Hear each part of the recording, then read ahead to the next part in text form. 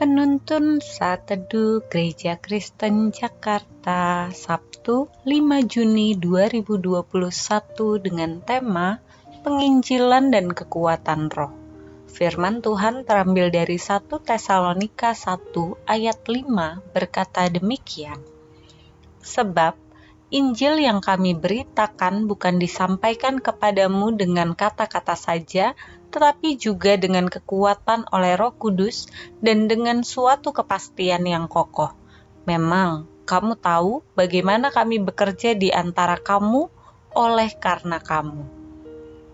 Rasul Paulus pernah berkata, "Aku datang kepadamu saudara-saudara tidak dengan kata-kata yang indah atau dengan hikmat manusia untuk menyampaikan kesaksian tentang Allah, tetapi dengan keyakinan akan kekuatan Roh." Di dalam 1 Korintus 2 ayat 1 dan 4. Demikian juga dikatakan kepada jemaat di Tesalonika dalam suratnya yang pertama. Paulus mengatakan bahwa Injil yang diberitakan bukan disampaikan dengan kekuatan kata-kata manusia saja, tetapi dengan kekuatan kuasa Roh Kudus. Dengan kata lain, bukan oleh kepakaran, kefasihannya, melainkan oleh kekuatan Roh Kudus. Banyak orang menyangka bahwa begitu sukarnya memberitakan Injil.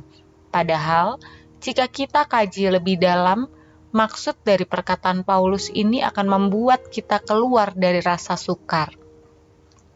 Kerjakan saja tugas kita dan Roh Kudus akan menuntun setiap perkataan kita dengan kuasanya, sehingga orang yang mendengar perkataan kita tentang Kristus bisa memahami maksud dari perkataan yang kita ucapkan, dan membuka hatinya untuk percaya dan menerima Kristus.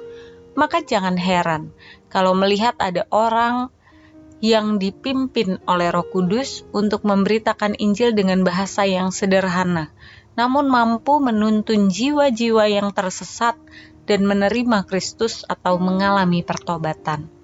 Memahami keadaan ini, maka tidak ada alasan bagi kita untuk tidak berani memberitakan Injil. Memang iblis selalu menghalang-halangi kita untuk tidak memberitakan Injil dengan menampilkan hal-hal yang sukar dan menakutkan. Tetapi percayalah bahwa si jahat tidak mampu untuk membatasi kekuatan Roh Kudus dalam pemberitaan Injil. Dalam Yesaya 55 ayat 11, Tuhan berkata, "Firman-Ku yang keluar dari mulutku, ia tidak akan kembali kepadaku dengan sia-sia, tetapi akan melaksanakan apa yang Kukehendaki dan akan berhasil dalam apa yang Kusuruhkan kepadanya."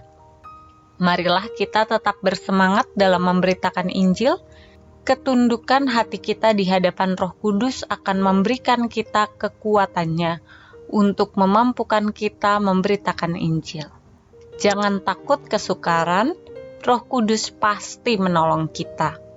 Melalui perenungan pada hari ini, kita bersama-sama belajar kekuatan pemberitaan Injil hanya di dalam Roh Tuhan.